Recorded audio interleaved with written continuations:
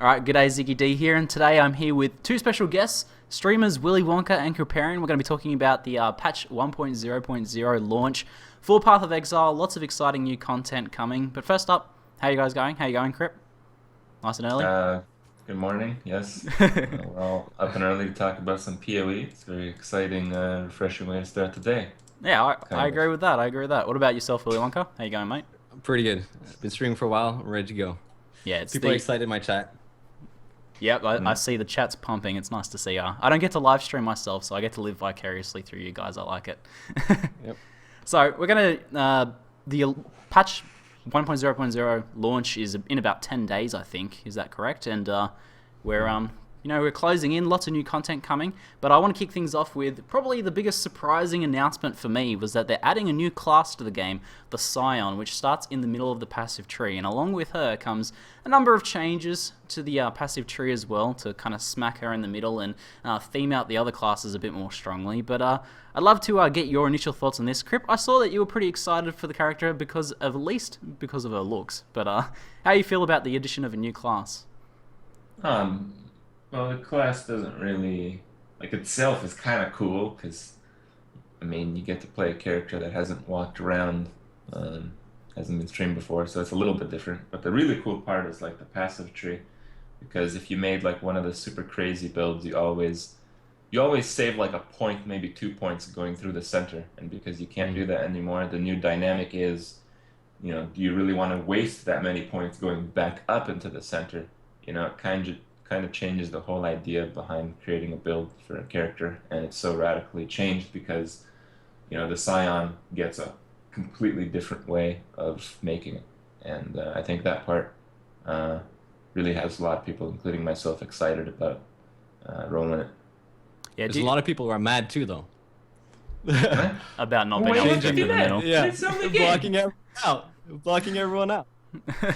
Well, it seems like a lot of Mm. builds will kind of have to transition over to Scion, but that's interesting that you said, Krip, that not all of them will, still make sense to have to go up and into the middle and back out again. It's not quite as point efficient, it seems, because it takes about 4 points to get out to the highway from the Scion at the shortest route, and those might not always be optimal depending on the build you're planning as well. And to be honest, I did a bit of a look at the passives that are starting in the Scion area of the tree, and unless they've been changed significantly, they're not great. They're not great at the moment, at least, but I don't know. What do you guys think about that? Do you think they'll be getting changed a fair bit for the Scion? Have they actually released all the nodes so we can see them No, around her? there's just a picture, but it seems like a lot of the same Yeah. nodes are there with few changes. Some stuff's only accessible by the Scion specifically, like some of the health nodes and stuff like that, I think, Mm. and Well, resistance. I talked to Chris, and I tried to pressure him. I told him that like the community will get really excited if they release the passive tree before the launch of the game, and he's like Yeah. really into that. So I think we will end up seeing some kind of refined passive tree before the actual launch.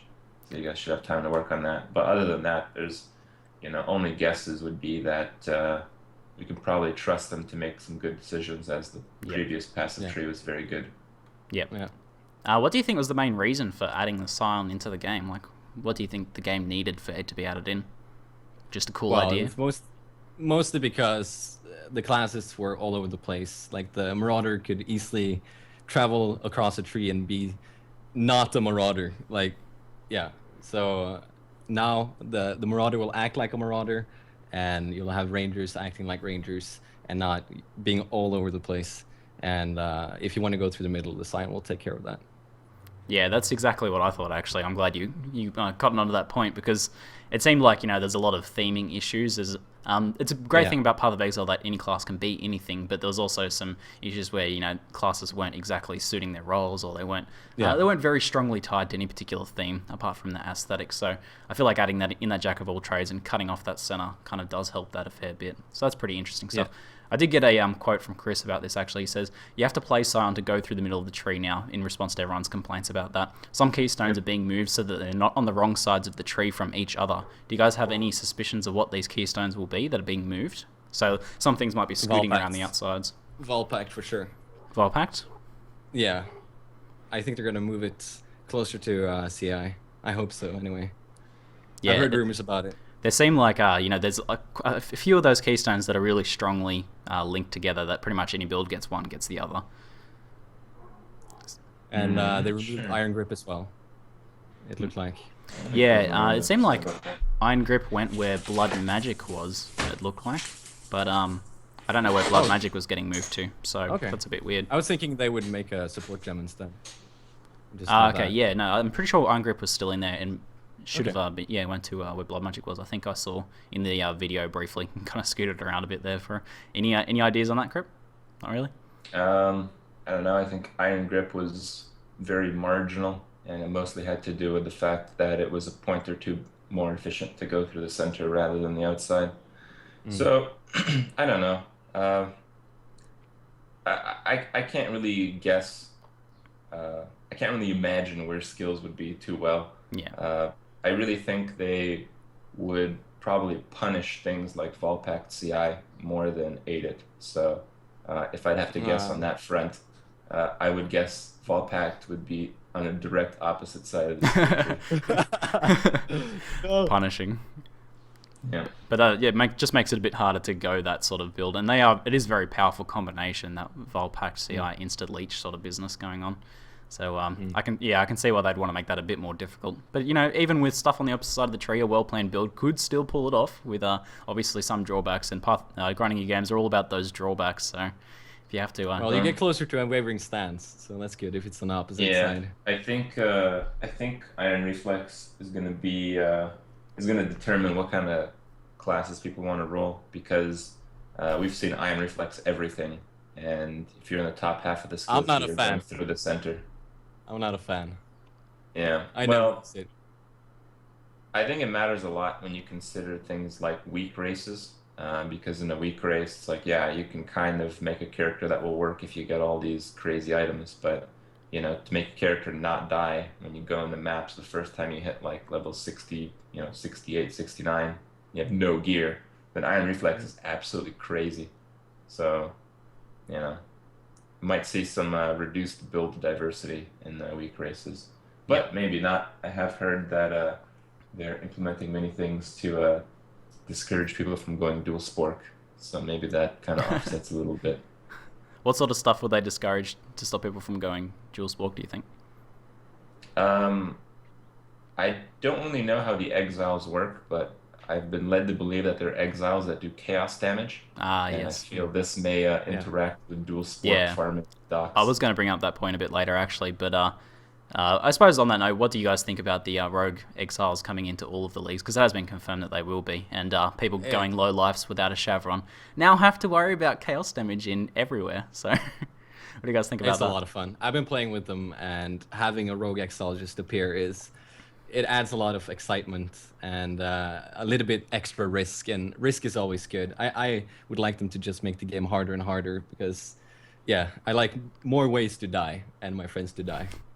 That's what Chris likes too. Yes, Igna Phoenix. But you guys worried about because it seems like for me the Rogue Exiles kind of have a PvP dynamic going on where some of them just directly counter your build. Like obviously low life against chaos damage is a bit of counter, but there's other ones there as well that are just really hard to deal with for your builds. So how do you feel about that in hardcore? It's just like a kind of like keep an eye out for them. If that one comes up, just run. Yeah. What about you, Chris? Chris? They said it'd make them a bit easier. I'm not so convinced from the support gems that they've said they've introduced. I think classes in general will be more powerful, and I don't know what difficulty offset will be implemented. Okay.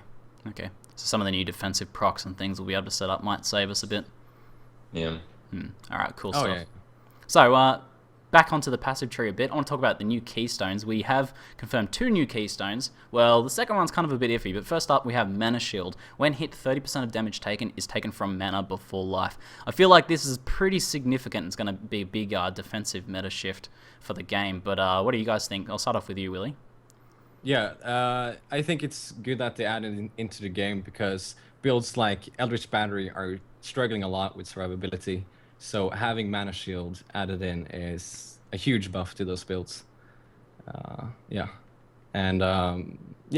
Just a really good defensive node. Yep, what about you, Krip? What are your thoughts on it? Initial impressions? Initial impression that this node is absolute garbage. Yeah. Yeah. When I look at like a character, I pretty much see it on how flexible it is to do maps. And if you have this skill tree, if you have this node in the skill tree, you are not doing no regen. There's no way. It's absolutely impossible. So good luck. Yeah, that's fair enough. I play a build already that can't do no regen maps, so I guess I'm a little bit biased on that, not being an issue for me. But I say it as a pretty powerful defensive node myself, because that 30% reduction is going to make a big difference for armor builds, especially, you know, having armor be much more effective against those smaller hits. I feel like it's pretty powerful. I don't think it affects armor because it just says taken from mana. It doesn't. Like, armor So doesn't the have armor- increased effect with this, from what I can read from it. Okay, so it's depends on how it's calculated then, because if it looks at the life plus mana damage at the same time and then calculates the armor there, I thought it would be reducing the damage by 30%, sending that to mana, and then that gets reduced by armor separately. Each one gets reduced by armor separately. Yeah, I would I think think so. that's optimistic. Optimistic. Well, Yes. that's the way I thought it would work, but that's all. 30% is a lot. Yeah, that's what I thought. That's really All right, well, optimistic. we'll see how that one plays out. I'll be optimistic about that because I feel like that's the real reason it's there. That seems to me like a very powerful addition for those mana-based builds that otherwise don't have much defensive capabilities. So we'll see. But the other one is Avatar of Fire. Now we don't have any confirmation. Well, I don't yet, unless you guys have some insider info on exactly how this will work in the new game, but how it used to work. Avatar of Fire has been in the game before, and it was removed because it was pretty OP in the previous meta of how resistances and everything worked. But basically, it used to change 100% of your fizz damage becomes fire, and you cannot have cold resistance.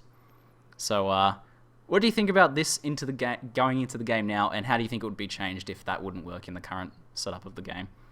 What about you, Krip? What do you think? It's actually really cool. I didn't know that you couldn't have cold resistance before. Because if you can't have cold resistance right now, nobody's going to pick it. Yeah.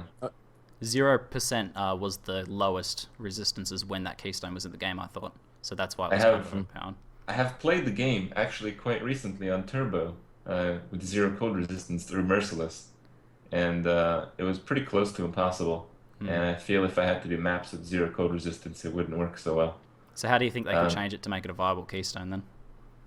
I really don't know. I never played with the original one, but I can understand how it could be very abusive when you consider the fact that it was all physical turns to fire, right? Yep. That's what I understand. Yeah. It's a bit abusive because it makes the weapon elemental so ridiculous, and you can scale abilities that otherwise can't be scaled quite easily. Obviously, things like maybe Shockwave Totem are not going to look very good. But who knows? If you have Avatar of Fire and you get a crap load of fire damage, maybe it's pretty OP, in fact.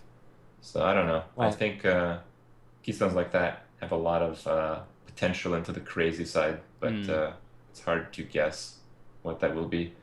On the other side, in the original version of Path of Exile, like in closed beta, there was a lot more difficulty in getting percent physical damage. So back then it would probably be more overpowered because you could, complement it with increased fire damage. But now you can get increased physical damage so easily. So maybe they're introducing it back because of that, where it's not as significant. Well, I heard from my friend Hochep, who was talking to Chris at a meetup, and he said Avatar of Fire would be 50% instead of 100%. And if it's just that, then the negative side effects are probably lowered as well. Yep. Hopefully. What do you think they could do with the negative side effects to make it via just like half your cold resist or something like that? Yeah, probably like something like that. Yep. Do you see any That's ways you'd be able to use bad, it? though. How? Oh no. You don't think it would still be good? Half your cold resist? That's insane. Yeah, still not as bad as 0. It's pretty much the same. You're probably just Yeah. gonna get one-shotted anyway. Okay. But I don't know. With You can use dream 50%, fragments. with 50%, you could possibly make an infernal blow build, and instead of scaling physical, scaling fire, which would apply both to the attack and the explosion. So seems perfect for that. I do like some infernal blow action, but Yeah, I don't know. It'll be interesting to see how they balance it, because I do suspect they're going to change it pretty strongly compared to what it was. But I think it's an interestingly themed keystone, and maybe it will have, if not being an overpowered keystone or a staple, it'll at least have some really cool niche applications. So looking forward to seeing like that. It does seem like it have a big drawback, but that's the point, and keen to see how they put it in. And in PvP, you might get lucky and not meet a cold damage player. Yeah, if you're playing one of the tournaments, you're like, only 20% people use cold damage, so... Yeah, there you go. And then getting all that meta shift happening that Chris wants to see in PvP tournaments, so exactly. That'll be awesome. Alright, so we'll move on to the new skill gems now.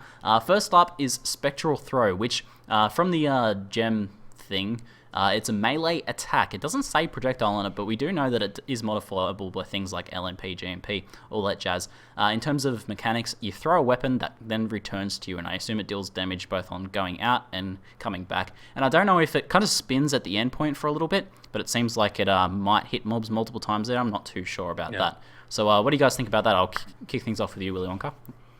I've heard that it does damage over time, so if you use a slower projectile, for example, it slows down and starts spitting at the mob and deals a lot of damage. Yep. Well, I think it's really good. I'm really excited about it for racing, starting out with the Sion. I think it's going to be really powerful to start out, and just a really good starting skill for people starting out. Yeah, I think Melee has been wanting some more gems, and this fits really well. I can't wait to see what we can do with it. Before you continue, I have to say, throwing my Moroi Urki with that, I think is going to be pretty rad. Yeah. It's going to be pretty rad. What do you think about Kripparrian? First impressions? So, the way I understand it is there's 3 stages to the attack. There's like the melee part, then there's the projectile part, which is pretty much like lightning strike, and then there's a range at which the weapon stops going. And Neon said that at this point in the attack, a monster can get hit about 6 times. Oh, wow. And then it returns to you, and it can hit again, kind of like a secondary lightning strike projectile. And the idea is, as you mentioned, to use slower projectiles, which wouldn't really increase the number of times that the monsters are hit in between, but it would increase, it would decrease the range at which it spins a lot. So yeah. I don't know if you can get that close to melee range, but yeah, if you can, it can be pretty abusive, I think. Just, mostly I think for solo racing or for playing solo, because you can guide the mobs into a certain position. So, if you get really good at it, you can kind of like attack ahead of you and then, move all the monsters on top of the spinny thingy. So I think it's going to be pretty cool to play around with this skill, at least at the beginning. Yeah, it looks really fun. I think it's going to be really positional, as you said. And I suspect from looking at the reduced projectile speed support that you'll be able to get it to about half. So that'll be a little bit outside of melee range, it looks like. So I don't know. But yeah, that means you'll be able to, maybe with some LMP or something like that, have like those kind of 3 just hanging outside of melee range, which might make it a bit easier to position yourself and hit those mobs that are starting to fan out around you. So any other thoughts? You look like you're about to say something? No. Alright, cool. We'll move on to the next one. Next one is pretty exciting looking. I don't know how useful it will be, but Animate Guardian. It allows you to animate armor or weapons into a golem minion. So essentially you can animate a pair of gloves, they start floating around punching shit. You animate some boots, it adds it onto the golem. Do some chest armor, helmet, weapons, bows, you can do all that good jazz. And you can even animate unique items if you so desire. You lose the items that you animate, but you gain the properties of those on your golem. So pretty interesting, pretty cool looking spell. But what do you guys think about it? What do you think about it, WillyWonka? From the video they showed that I saw, it looked like absolute trash. Just, yeah, it took a hit on the mob and did like 1% of its life. And yeah, I don't know how it scales up, it levels, and what kind of gear you use on it, but I think it's not going to be useful at all. But if it works with uniques like Learcast and stuff that buffs your team or helps you out in some way, maybe it would be used, but I don't think it's going to be your main damage ability or anything like that. Yeah. In terms of scaling, the gem leveling, I don't know what quality does, but the gem leveling only gives you the level of armor that you can resurrect, so you have to level up a fair bit before you can start using maps, but it doesn't scale the life or anything of the mod. But I do believe they are affectable by minion passives, so I don't know if in that video he had any minion passives or anything like that. But yeah, I don't know, didn't look that great, but what do you think, Krip? To clarify what Willy saw, in the first iteration of the ability, when he was in like normal Act 3, it like did okay, but then the one he's mentioning, what happened was he teleported to like a level appropriate zone, summoned one of these golems, and it did like 1% of the life of a white monster, which then afterwards one-shotted the golem.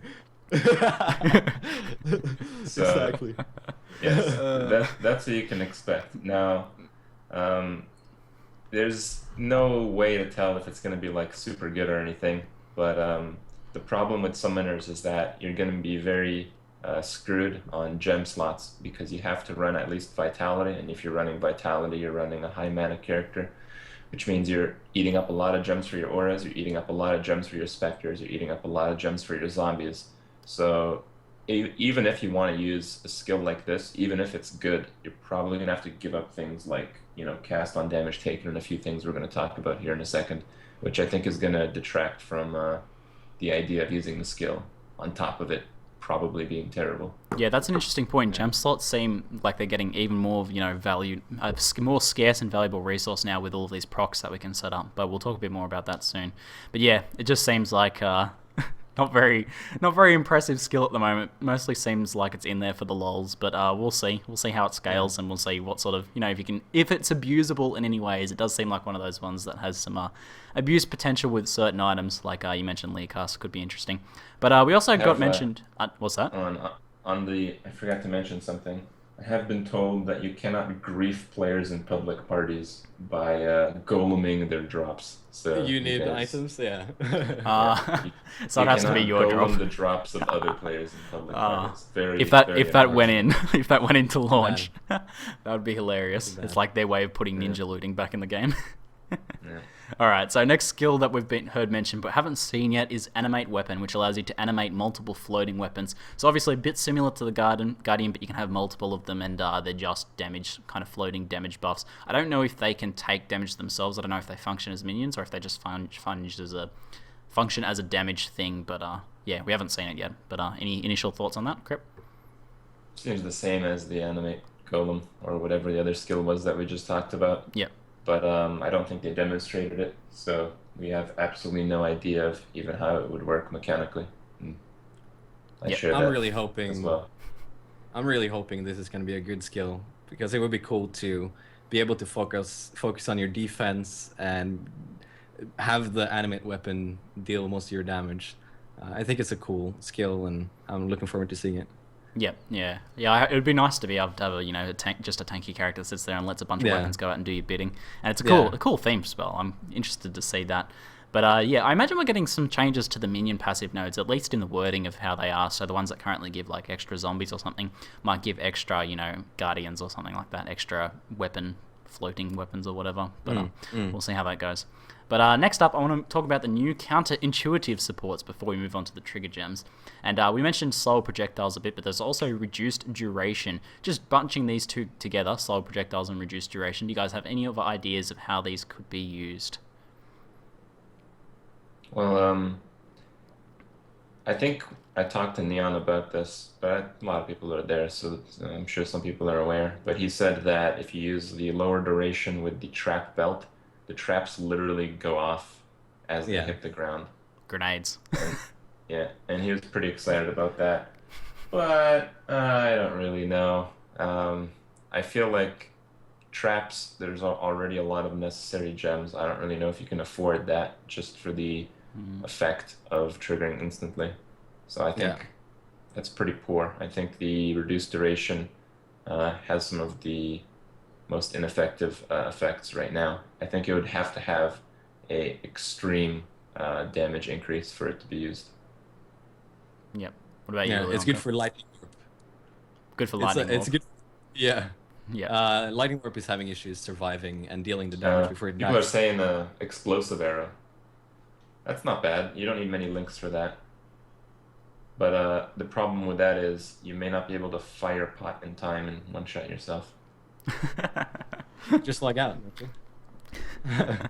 So it seems like in general that is the problem I sense with these, that you're having to give up a skill gem, not so much that they're reducing some sort of stat or giving, they only give a minor benefit for the fact that you're giving up a gem slot. I think feels like the main issue to me for those sorts of things. But I guess in the end it just adds a little bit more diversity in what you can do and how you can build your character, and that's really what grinding gear wants out of the game. So an interesting addition nonetheless. But let's get on to the really big one that I know a lot of people are very excited about. I'm very excited about myself. I'm sure you're pretty excited, Krip. And you have some insider knowledge, so I'll throw it off to you first. But we have trigger gems.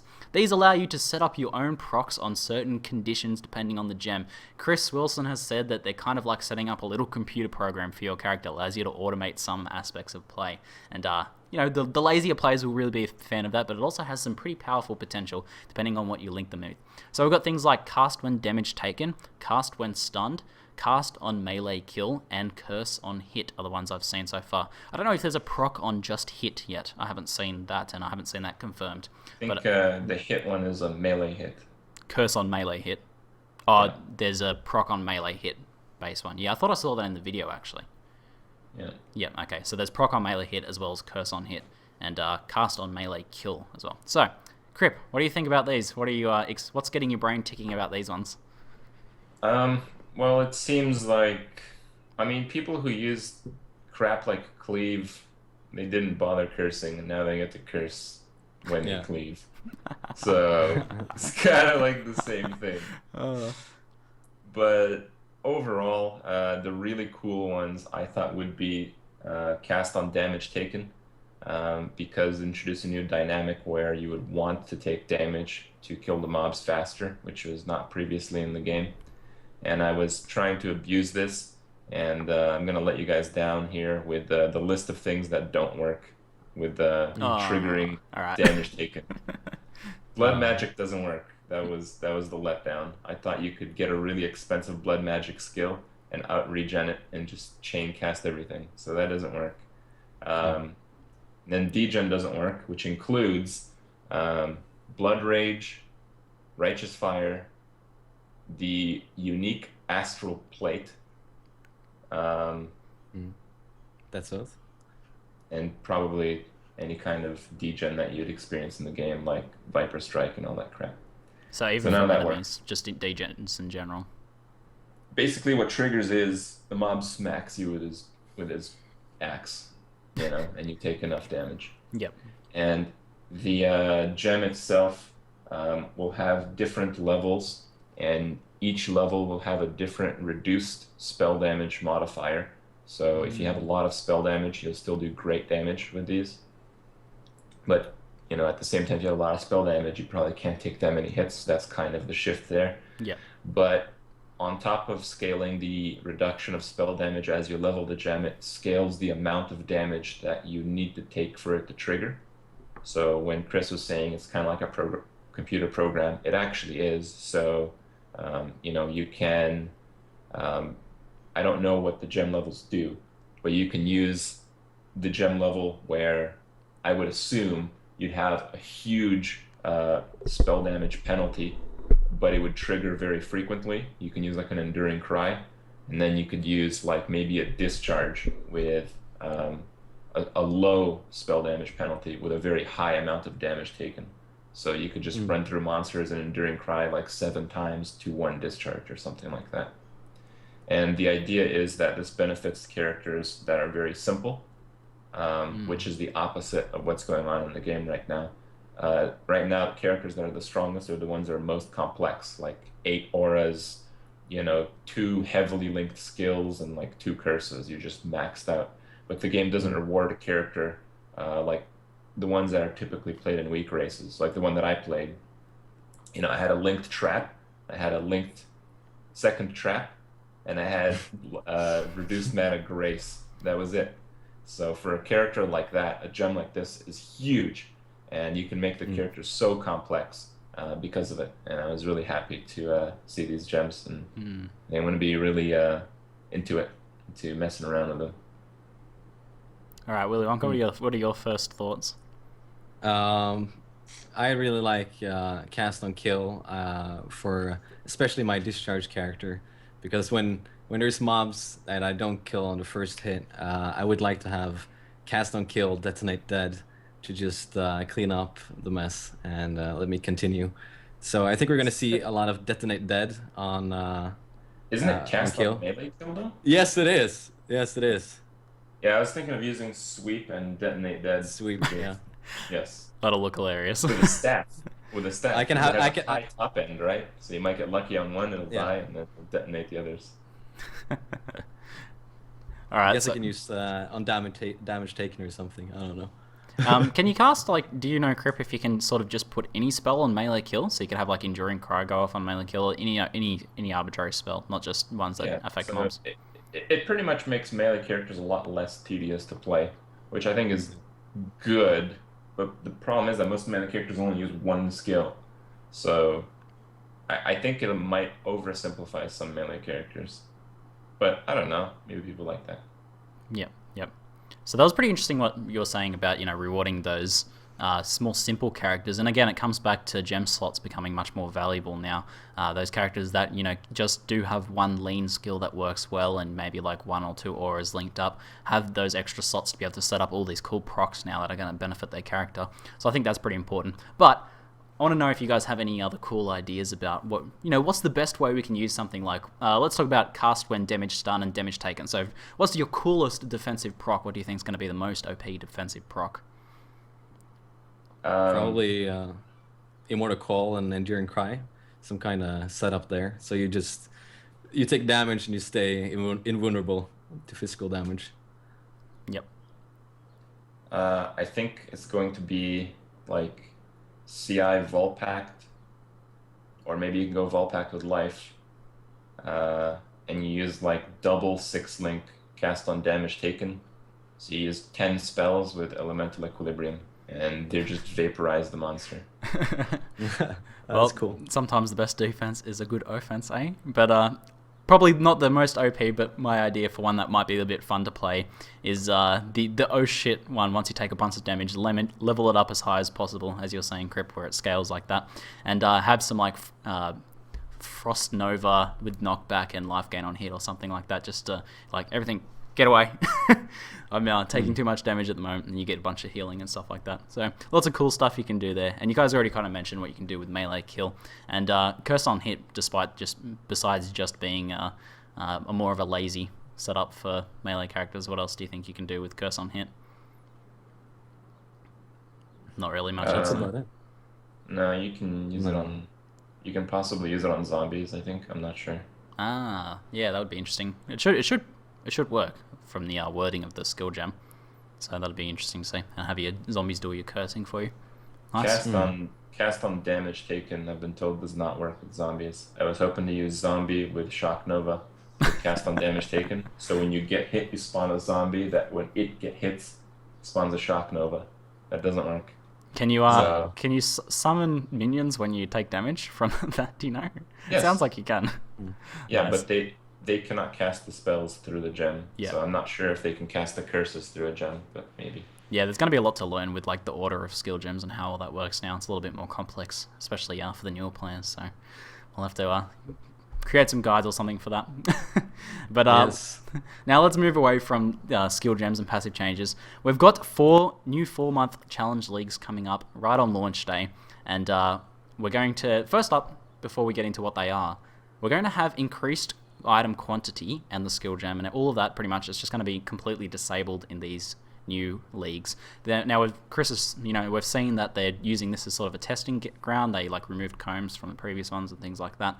And Chris has basically said they're trying to reduce item spam at end game and seeing if removing item quantity makes the game better or worse, I guess. But what do you guys think about this? Do you think it's a good change? Something you'd like to see in the full game? It's really good because right now when you're doing high level maps or anything with a full party, the whole screen is just white text. Yeah. And that's not what you want to see when you're playing PoE. It's not what you want to see when you stop by a stream, is it? Yeah, you want to see some action, right? So I think it's good.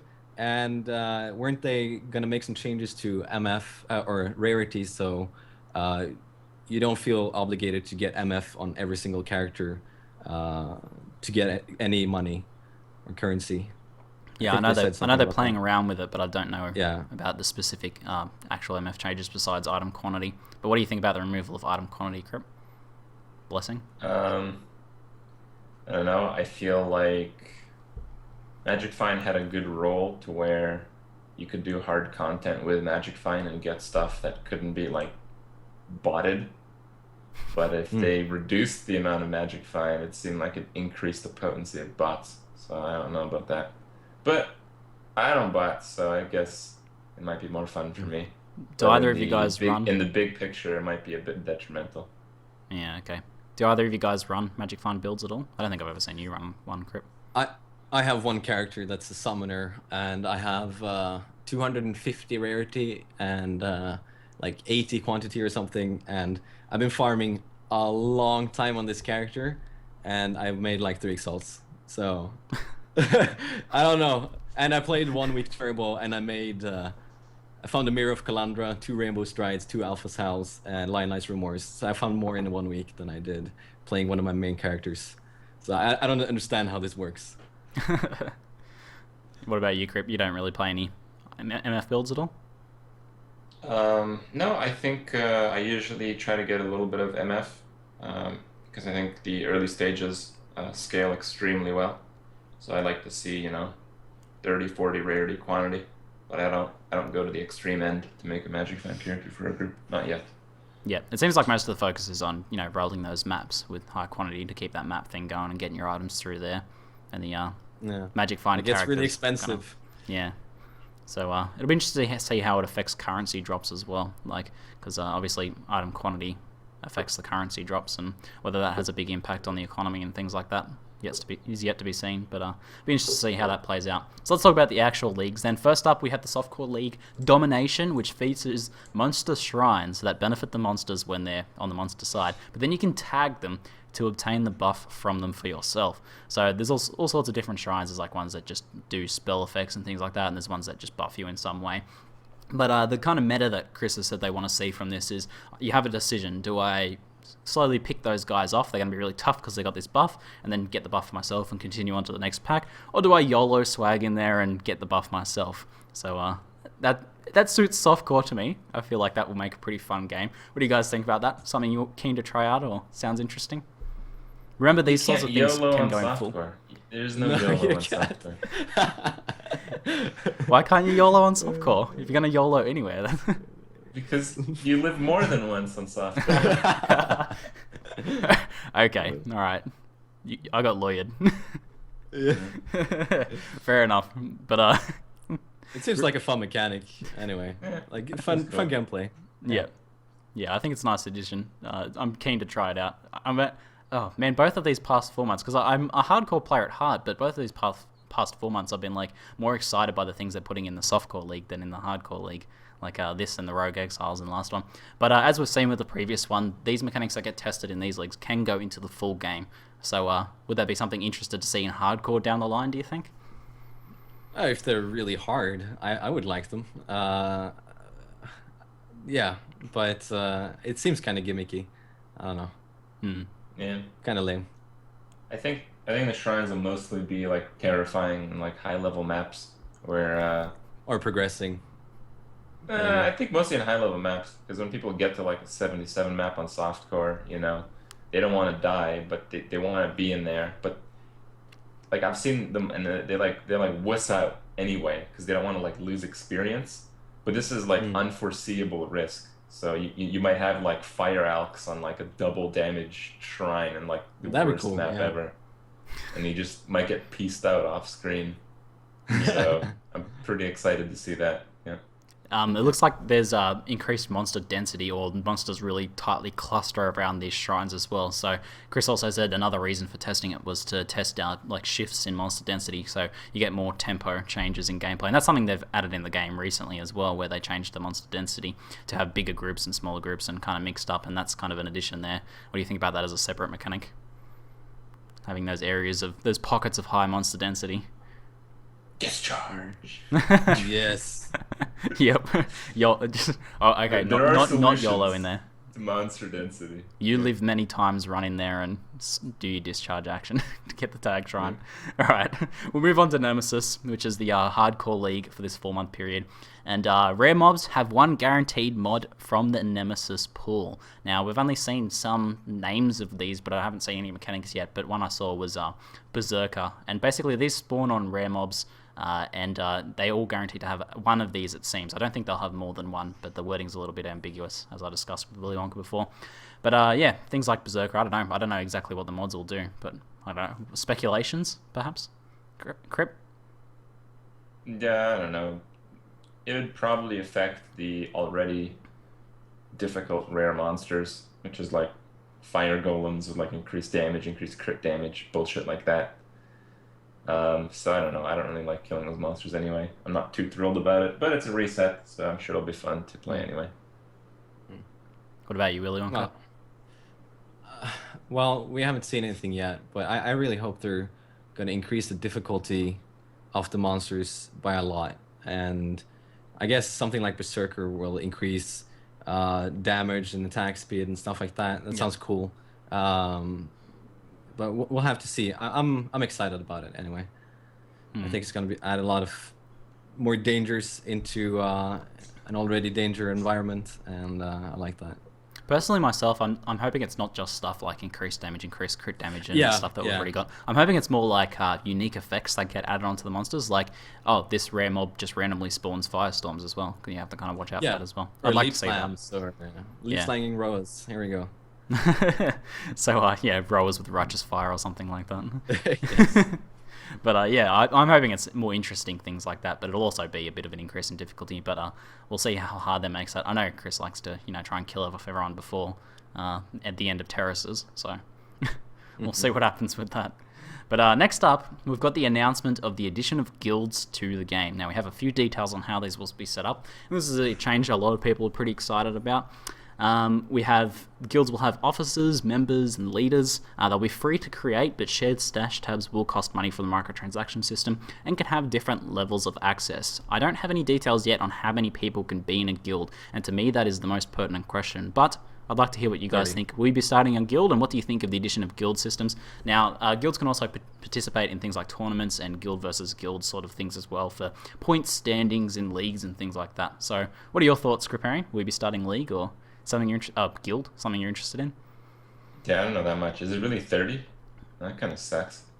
People are saying 30. It's 30, and you can buy more. Buy more, okay. Oh. Yeah. All right. Okay. Yes. I'm kind of okay with that then. Maybe I'll buy a supporter pack and make a massive one. Yes. I don't really like managing guilds in the games that I play because I have to do Oh stuff. yeah, that I'm involves not outsourcing playing that. the game. So maybe WillyWonka would like to fund a guild or something like that. And, Yes. Yeah. Hodor Guild. There you go. There we go. That sounds fine. I see it now. The The whole Raise Your course. Dongers Guild. Yeah. Yes. But I've seen the social community in Path of Exile kind of stagnate a little bit. So I think if you can continuously increase the guild size, there'll probably just be like 1 or 2 guilds. I don't think there'll be very many big ones. Yeah, that's true. Like what the actual absolute cap is on those, because otherwise, we will just see very few guilds, and maybe that's not the dynamic they'd be hoping for. Maybe they'd be hoping for more smaller groups of people that work really strongly together and do lots of racing and stuff like that.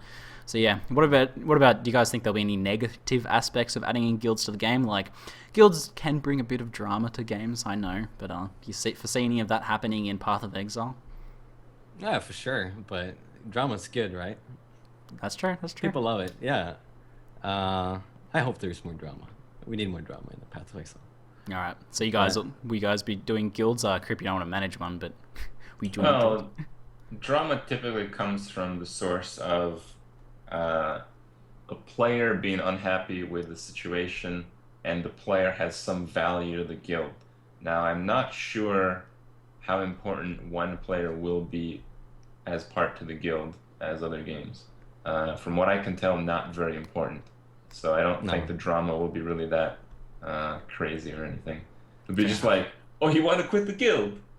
Oh, nice. I don't have to pay another $5 for more spots, Nice. So- nice. But you probably see a lot of map groups getting together and trying to push for maps together, and yeah, like there can be a lot of drama there with sharing maps and currency, but that's a lot of fun too, getting together Yeah. with your mates and just doing maps. Yeah, so sure.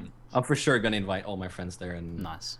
get the little community going. Yeah, it seems like it'd be pretty practical in terms of having a guild chat and having shared stash space for your mapping buddies and things like that will also be pretty nice. Yeah.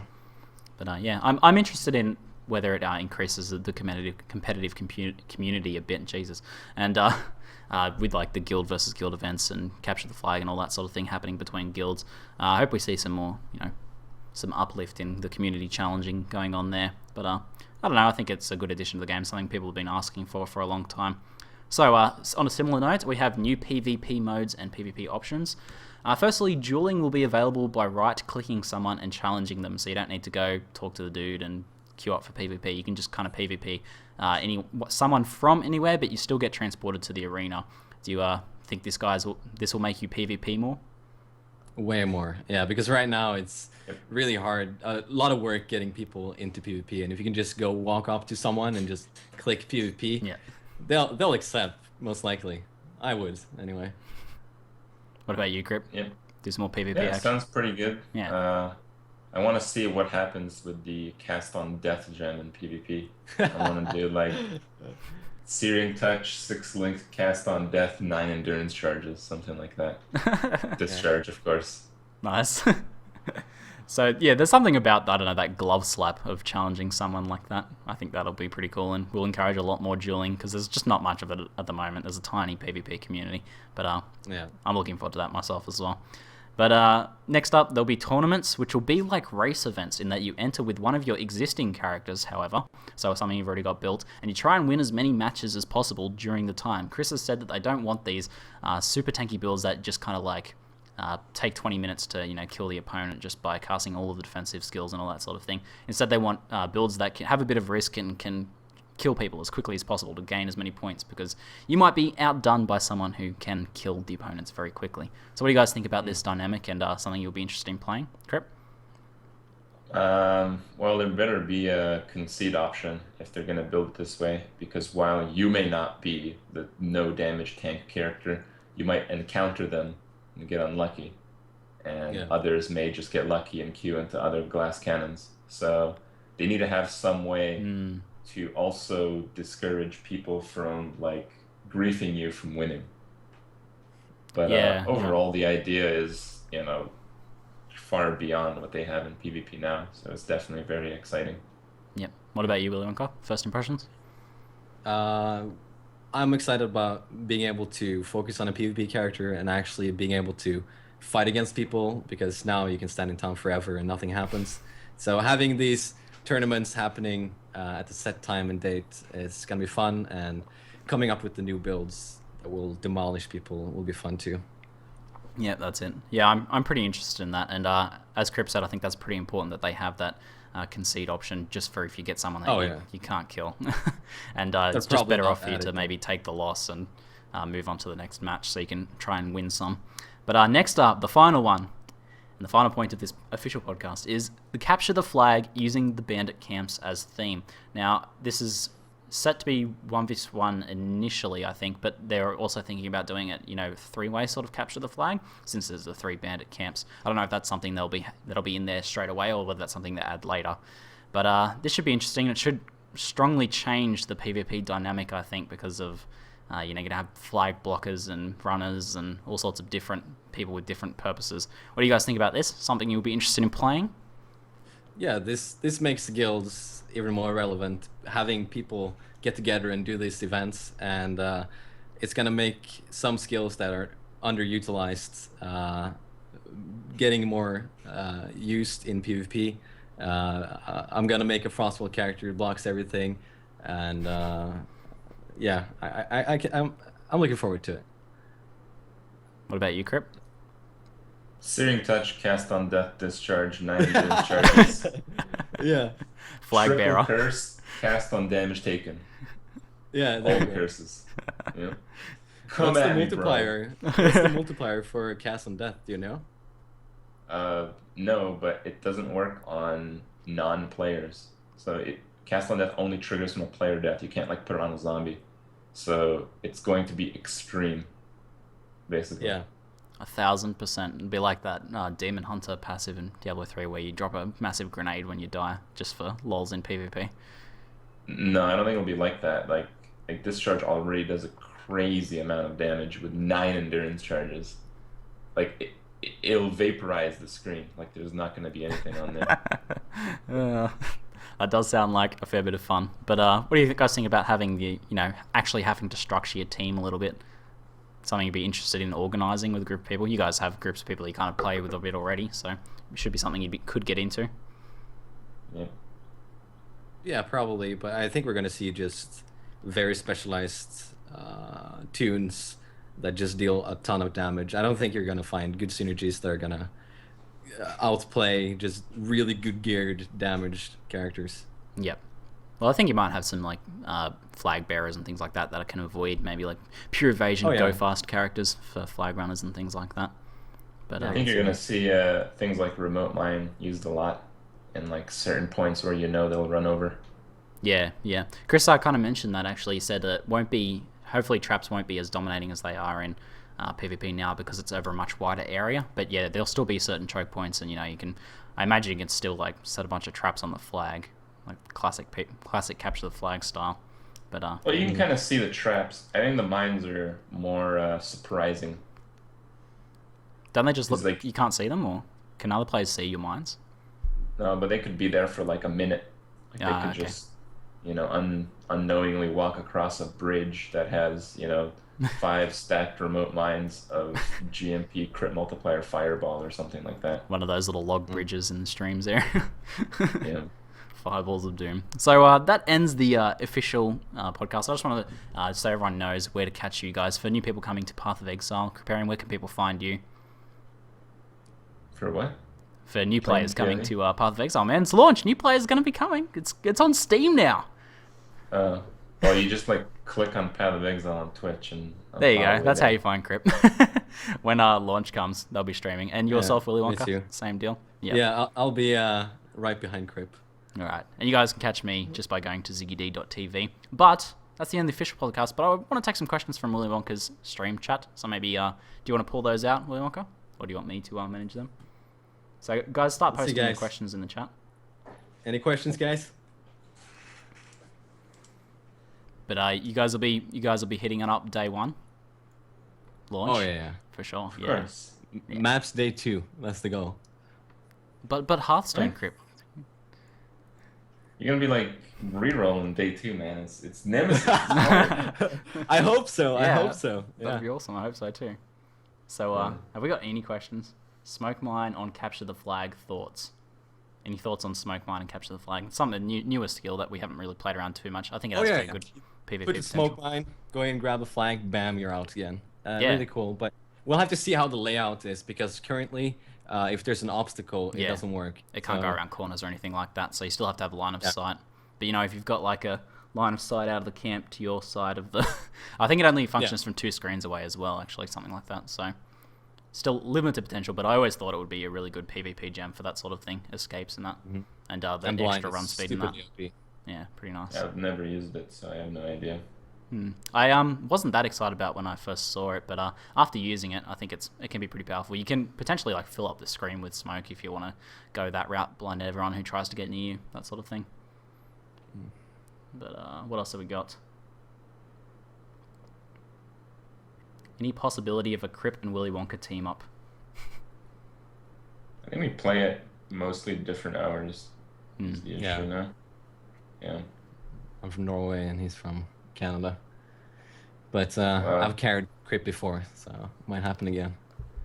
What? What was that? My elemental hit character, carrying you to 92. There's the drama. We needed some drama on the podcast, guys. Yeah. Come on, catfight. You will always spark. And in the few maps that we did, I ended up staying because there were no regen. Bro. Oh. now there's no questions because the chat's filling with shots fired. But Azurus Yeah. asks, will the tree be available before the patch so players can theory craft and stuff? No, I don't believe it will. So Chris likes to lay all this stuff on us at once and just be like, there you go, guys, figure it out. So I don't think we'll have early. That's a lot of fun though.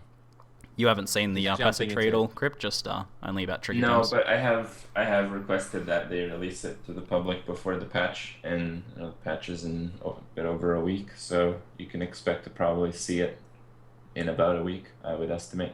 Yeah. This is changing a lot right now, so Yeah, I think once they got a version that they're happy with, we'll see publicly what's going on, and I think that will dictate the game more than anything. And the on trigger gems, they reflect damage, right?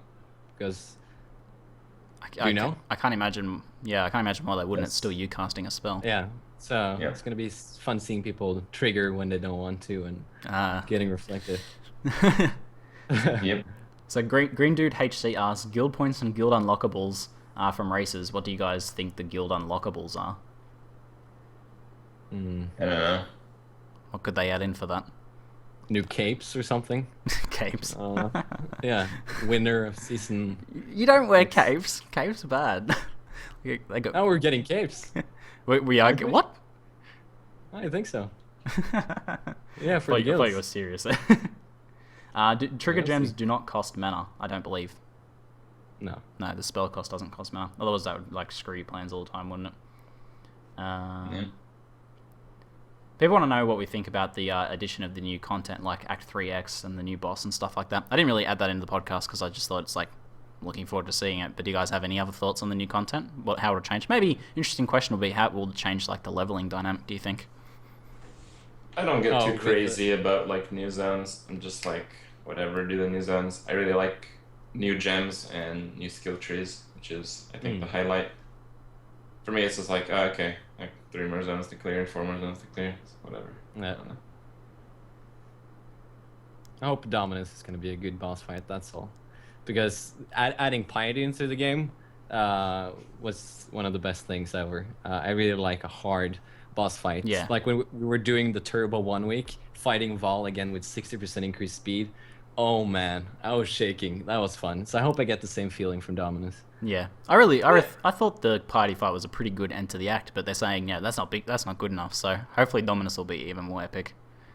Yeah, I soloed that crap. Oh yeah. You almost died Cool. like 3 times. Cruel Vol is actually harder. If you don't use like outside No gear, way. Cruel Vol is so hard. Yeah. Mama Life asks, Non-capped lightning, like 1170 life. You almost get one-shotted by the laser. You can't do anything. Not capped lightning? No, I couldn't You cap weren't lightning. capped? No. Oh. Yeah, there you go. Mama Life asks, will the Scion be allowed in races? Chris Yes. confirmed that it will be. Yeah. So you shouldn't have to unlock it on your account either. I think it will just be available by default. Not that anyone, will have that problem really, because you only have to complete normal once on your account to unlock the Scion. But So we get it immediately. yeah. So we What do you don't guys think spoil it. about Sion being in races? Because that actually is a pretty big deal. I'm erased in the Well, You're not racing you don't anymore. race anymore. It depends on the starting area. If there's some good nodes there, then it's gonna be fun. But I don't know. I feel like the nodes are going to be average at best, but Yeah, she'll at least probably. have access to the new skill, which could be interesting. It could be good with a two-hander maybe. So I think it has nothing to do with the nodes. Typically, when you do racing, things have been like figured out, and you win if you're like top tier player, and you don't have other top tier players playing your class. that's like a bit of the racing meta, isn't it? Is like anyone else good playing this race? And what Yeah. kind of gems you're gonna get? If they put in like Scion, I think there's gonna be way more competition, and I don't think people who want to win races will bother. Because everyone will be playing Scion, you think? Because it's usually class versus class. Yes. Yeah. Yeah. People who want to win will not play Scion. They'll continue to play duelists or whatever they're playing before. And now there's going to be fewer duelists. They're going to be very happy. Yeah. Fair enough. Do we have any information about combs, legacy combs? No, guys don't? I haven't heard whether they'll be still removed in the new leagues or what's going on with that, or what other changes coming. You guys have any? There's a ideas? There's a lot of talk going around about GGG nerfing combs, and we'll see. I hope they don't make a legacy combs because then Krip can laugh at me because he didn't sell it to our group. So we'll see. I heard they are making legacy combs, and the new combs will have one stat fewer than the existing combs, and the stat they're removing is the part with 1,000 life, so it'll just be no sockets now. Oh, nice. No sockets, no life. Balanced. Yeah. Nice. Perfect no life armor, hey? I think they should make it into some kind of strength or something, giving us 500 strength or 1,000 strength. That'd be cool. No, I just thought they'd remove a bit of life or something. Yeah, But, that'd be pretty. Probably. That'd be pretty cool. I actually Killer think that'd be pretty of cool the cage time. thematically, but it'd be pretty abusable by like EK builds and things like that. I feel like 500 Yeah. strength would be insane. Yeah. But I suppose no defensive stats, no sockets. Mm. So Yeah. any other questions, guys? We'll take one or two more maybe. Yeah, we asked about the newer axe. Yeah, will we have room for the new class? That's a good question. In parties, I don't imagine they increased the number of No, party members. probably It seems not. too difficult to just because they added a new class. Yeah. And besides, everyone will be playing Sion anyway. It's not like you'll have one of every 7. Mm. Yeah. Cast on melee kill will have a mana multiplier on it. Doesn't this mean that trigger gems will cost mana? Yeah, It should be a probably. mana multiplier for the base skill that you're using, I would imagine, rather than the actual Yeah. spell that gets cast. Oh. Wow. All right. Well, we'll finish things off. Thanks, guys, for coming on. That was a lot of fun. Look, Yeah. cast on damage taken as a mana multiplier? I don't think so. This was cast on kill. Cast on kill has a damage Yeah, mana that would multiplier. modify the original skill. Yeah. Yeah, that's what I'd imagine. Mm. But yeah, it was fun, guys. I thoroughly enjoy chatting about the Path of Exile action. Good to hear your thoughts. Yeah. So appreciate the time. Thanks for having us. WillyWonka's chat. And Yeah, it was fun. alrighty, see you guys later. See ya.